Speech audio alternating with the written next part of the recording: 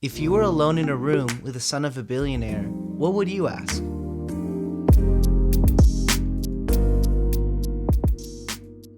Hi, nice to meet you. Hey, how are you? I'm good. Do I Yo.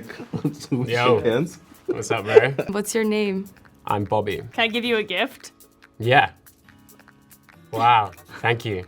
Amazing. Yeah, I got them at the dollar store for you, so I hope you Oh, wow. like it. Cool, I appreciate it. I'll hold on to them. What does your dad do? He started off in the music industry. He started basically the biggest like creative media college, teaching like music production, sound engineering, and now he has like a flight school as well, and like recording studios and real estate, obviously. What industry are you in? I'm a film director and a YouTuber. On YouTube, I make like sort of like short films about my life.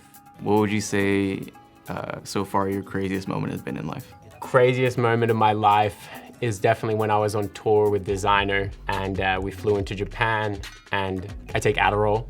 So I was just prescribed that by the doctor, you know what I'm saying? I'm on tour, like I'm trying to be a productive citizen, I'm trying to work hard. And I came in there with that, and I didn't check before that it's like Class A substance there, like super illegal. And I went to jail for 2 months basically when we landed. I was sleeping on the floor. You get like, my God. Were you in like a prison cell? yeah, it's like with like a couple other Japanese dudes. Are you single? Yes. Oh, Okay. no, I'm not. Damn. Actually, I was saying yes because you gave me the flowers, but no. That's okay, I barely like guys anyway. How does the amount of money you have affect how you interact with women? I guess it's given me the ability to abuse my position, especially like, you know, with like going out and partying and the nightclub scene and stuff, where it's like, I could hook up with like models. And obviously that was like super cool when I was like 18 to like 21, and I was like thinking like, wow, this is everything. Like, I don't need a girl to like me and to be in a relationship with. Like, I just need like a girl who's gonna be like super hot and act as like, you know, an accessory. But as obviously I went through things in life, I started to realize that it's really nice to have a healthy relationship with someone that you actually, you know, love. Who's the most famous person that you've ever got with? Lindsay Lohan. I met her at the Cannes Film Festival, and I ended up, you know, I passed out on her couch, and she woke me up. On and I Lindsay was like, Lohan's couch? Yeah. Oh Yeah. my God. So I also wanted to ask what your relationship was like with your parents growing up. My dad was like not around really. He was just building like this empire, so he was traveling around the world. Like, I never just would see him like once a year. That kind of made him like this mysterious like icon in my life, like this guy who was like traveling around the world and like just making it happen, you know what I'm saying? But then my mom was like really like the one that, you know, raised me, taught me everything I know about compassion and love and being kind and fair. Do you think that people discredit your talent and hard work because of you and your family's money? Every single day of my career as a filmmaker, I think the way I make my success my own is like with my creativity and my talent, rather than focusing on, you know, trying to make a bunch of money, because I feel like my dad already did that. What is your daily routine? You know, it's very varied for me. Sometimes like I'll have something that I'm working towards, like one project, and it'll be like a full day of like working really hard and like doing a whole bunch of stuff. Other than that, I'm just editing. What's your daily routine like?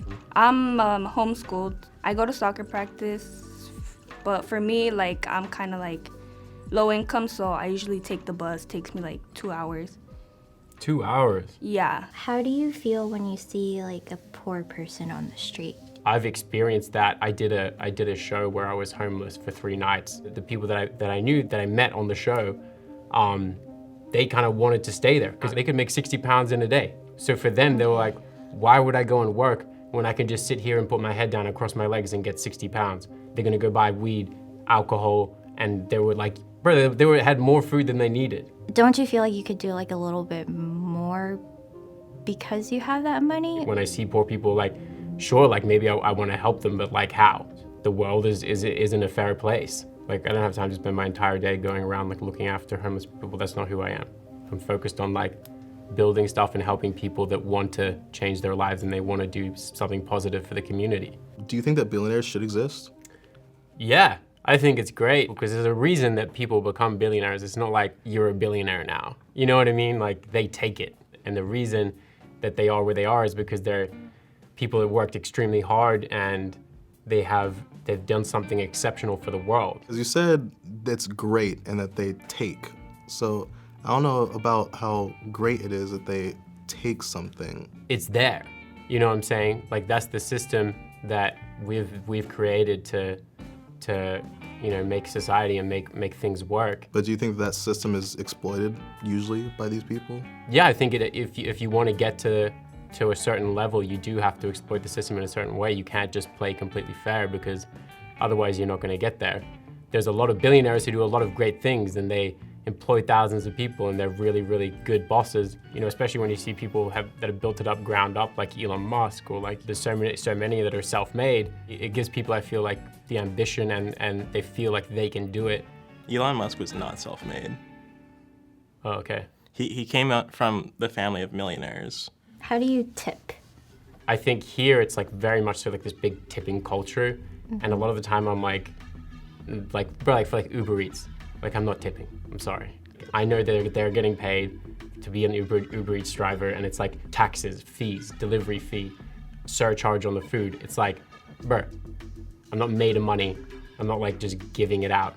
Like just like very briefly, I did try working for like Postmates. It's just like a one-time trip just to see how it was, and they pay really, really low. Like it wouldn't even make like minimum wage for like. Right. You could try. I would suggest you could try doing an Uber Eats just to see what it feels like. Hero or villain? Villain for sure. Why? I feel like their life is generally cooler and they don't have to accommodate for as many people. They sort of just look after themselves and like have a lit time, and like the Joker, like, bro, he's having a fantastic time. Yeah. He's just having fun. I'm saying everyone else is panicking, like, oh my God, save the world, and he's just like laughing, so. Would you consider yourself you're the villain in your own life? Yeah, I'd say I consider myself a villain, but it's like a necessary evil in life.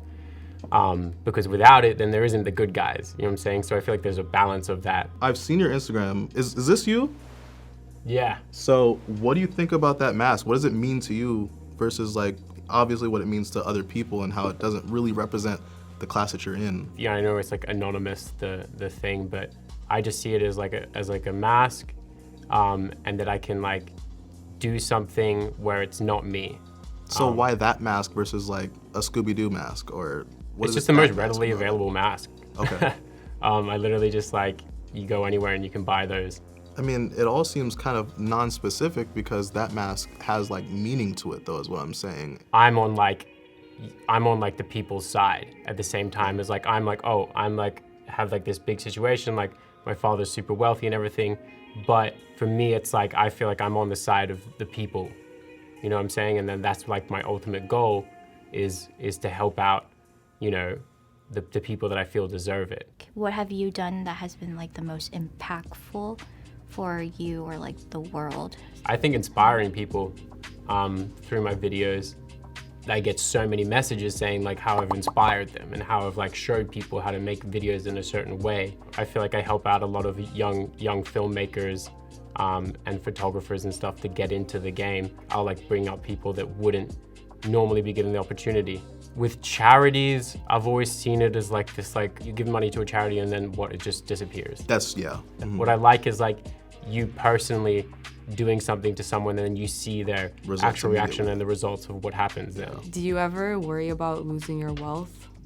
Yeah, money when I was, I guess like 16 to like 21, I just wanted to spend anything as much as I could. To flex or like for fun? Yeah, to flex. You know, you'd end up spending everything on something expensive and then have absolutely no money at all and be living breadline until you got your allowance the next month. That was what it was like for me. Allowance? Yeah. Oh, how much was your allowance? It's like $2,000 a month. Like my dad's always said like, you know, that's all you get.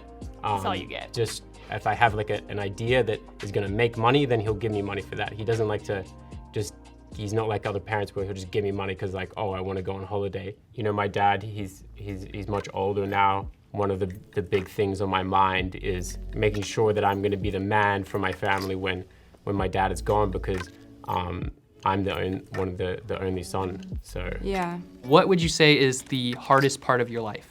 Living up to my dad. I like always have been in like that shadow And like everyone's always sort of told me like, you'll never be as good as him, or you never do what he did. I just wanted to be proud of me. So like what I wanted to do was do something solely creative, which was, you know, being a film director and a YouTuber. I feel like that's how I want to make him proud. My dad's actually a billionaire as well. Wow, yeah. So we're actually in the same boat here. That's lit. Yeah, it is lit. So I kind of get everything you're coming from. There you go, I was waiting for this. I knew you guys are gonna pull this out of the hat. Yeah. Are you in college right now? No, I don't even go to school. I just kind of living life, doing YouTube, traveling, having fun. Well, it's lit. We should make some videos together. Yeah, I'm right? down. Hey Bobby, seeing as you're older than Gage, do you have any advice for him? If like your dad gives you a bunch of money, don't blow it on stupid shit. Oh yeah. Invest sure. it. You know what I'm saying? Right. I wish I fucking like with my trust fund had bought Bitcoin or something. At least some of it invested. Right. You know what I'm saying? What'd you blow all that money on? Fucking nothing. Like bro, literally like 30K a month on Amex. Like staying at the Beverly Hills Hotel for 2 weeks in a row. Like, Yeah. you know what I'm saying? Paying for all my friends. Like, Right. like booking like a first class flight and then like instead of changing it, just missing it and booking another one. Yeah, but I feel like everyone needs that experience to, you know, you get a bunch of money and then you lose it all and then you learn. What's up? I've seen you before. Hey, is there? Yeah, I've seen some video. Yeah. I've seen videos. That's lit. Crazy. So you make videos as well? Yeah. Bro, we should definitely tap in. Yeah.